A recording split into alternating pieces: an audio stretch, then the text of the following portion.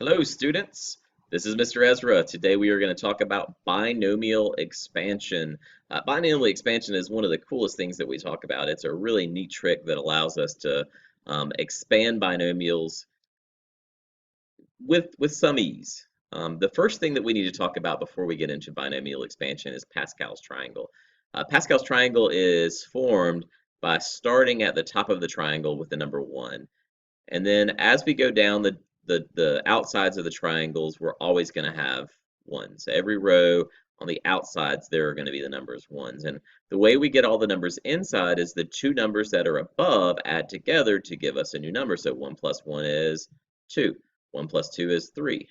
2 plus 1 is 3. And we would do this all the way down the triangle. And you can see I've already kind of filled in all these numbers. And just by adding, 20 plus 15 is 35. 35. So take all my little shading off. So here is Pascal's triangle. Now, Pascal's triangle is a really neat thing. If you want to waste some time on the internet, just do a Google search for Pascal's triangle. I found a page called mathisfun.com, which has lots of tutoring help, by the way, but also has a lot of neat stuff about Pascal's triangle. One thing that is neat is the diagonals have special patterns. For example, the first row, well, I don't know if you'd call that a row, but the first diagonal is nothing but ones. The second one are the counting numbers. The third one are called triangular numbers. So these are numbers that like 3 is a triangular number because 1 and then another 1 and 2 makes 3. 1, 2, 3, and it makes a triangle.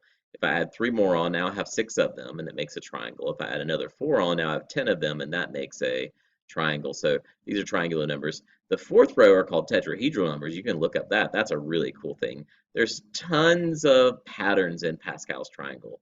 For example, the horizontal sums. So there's a pattern, 1, 2, 4, 8, 16, 32. Do you notice anything about those numbers? They're all powers of 2. Another pattern that is in Pascal's triangles, the number themselves, when you just look at them, are all, each row is an exponent of 11. The first row is 11 to the 0th power is 1. 11 to the first power on the second row is 11. 11 to the second power on the third row is 121, and you can see that that pattern continues all the way down. So there are lots of cool patterns with Pascal's triangle. If you take the odd numbers and the even numbers and you color them different colors, you end up with a cool thing called Sierpinski's triangle. It's a really neat pattern. You could go through this web page and spend quite a bit of time looking up all the cool stuff about Pascal's triangle. Well, today we are specifically going to be looking at something called binomial expansion. And what we want to know, well, there's Sierpinski's triangle, right?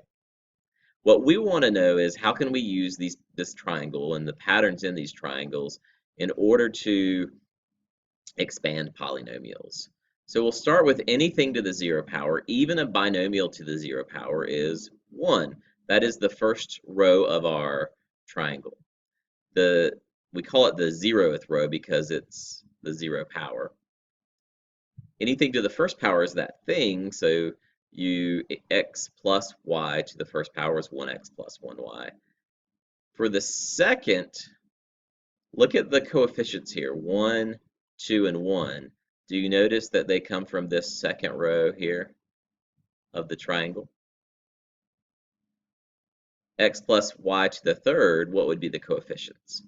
1, 3, 3, and 1. You suspected that, you'd be right. And we'll go to the fourth power. Well, before we go to the fourth power, let's talk about the x's and the y's. I want you to notice a pattern, especially here with x plus y to the third power. X is raised to the third power on the left, and then we do a countdown to the second power, to the first power, and then you'll notice there's no x in the last term. The second term in our binomial, y, is raised to the third power on the right, and then the second power, the first one to the left of the right, and then the next one is just y to the first, and then there's no y in the front. And we'll see that pattern as we work through these, that your first term is going to start with the exponent and then work its way down, 3, 2, 1, 0, and then the second term is going to start at the end and work its way down. So x to the fourth, our coefficients are going to be 1, 4, 6, 4, 1. This is the fourth row. And you got to kind of get used to this. This is a little different, but the top row of the triangle is called the 0 row. And then we have the first row, second row, third row. We need the fourth row, which is 1, 4, 6, 4, 1. These are going to be the coefficients in our expansion. Our x's are going to start at the fourth power because this is raised to the fourth power. So we'll have x to the fourth, then x cubed, then x squared, then x, and then x to the 0, which is 1, which is why we won't see an x in the last term. We then go the other way with our second term. Our y's are going to count down from the right. So we got y to the fourth, y to the third, y squared, y to the first, and then y to the 0, which is 1. So this right here is 1, and this x to the 0 is 1. So they kind of really don't even count. You won't see a y in the first term, and you won't see an x in the last term. And when we clean that up, we end up with 1 x to the fourth plus 4 x to the third y plus 6 x squared y squared plus 4x y to the third plus y to the fourth, 1y to the fourth. And those ones are unnecessary, but I want you to see that where the ones come from. They're the coefficients from the triangle. This might seem a little weird at first, but I promise you it's a lot faster and less painful than multiplying x plus y times x plus y times x plus y times x plus y once you get used to the pattern. So let's look at some examples. All right, so let's use the binomial theorem in Pascal's triangle to write each binomial expansion. So this is example 5 if you have your packet out. So remember when we do Pascal's triangle, the first row is always 1, and that's really called the 0th row. And then the first row is 2 1s. And then for the third row, we've got 1, 2, and 1 because 1 plus 1 is 2. And this is our second row. This is the one we want because we're raising this to the second power. So we're going to start with 1, 2, and 1. 1, 2, and 1. The x is going to be raised to the second power, then to the first power, then to no power, which is just it's not gonna be there. The 3 is gonna start at the right, and it's gonna be raised to the second power. What is 3 squared? 9. And then 3 to the first power is just 3. And then you won't have it, a 3 to the 0 power is 1, so there won't be anything there. And we just add these things together to get x squared plus 6x plus 9 once we clean up. And this is x plus 3 squared using binomial expansion. Now, I'm going to clean up the ink here. So we can see that the 2 means that we need to go to the second row of Pascal's triangle. It's going to be the coefficients 1, 2, and 1. The x squared is going to fill in descending order. The 3 squared, 3, and then 3 to the 0 in kind of starting up with on the right side. And then when we clean up, we get x squared plus 6x plus 9.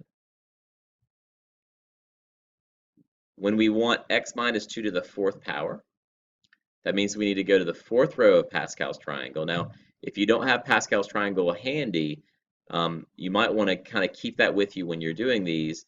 And on like a quiz or a test, if you don't have it handy, you just draw it really quickly. Just on your test, you go 1, 1, 1, 1, 2, 1, 1, 3, 3, 1, and so forth. Well, we want to go all the way down to the 1, 4, 6, 4, 1 row because this is to the fourth power. 0, 1, 2, 3, 4. This is the row that we want. As we're filling these things in, those are the coefficients that we're going to use. We're going to start with x to the fourth power on the far left, and then x to the third, and then x squared, and then x. The last term will not get an x. It's really x to the 0 power, but that's just 1.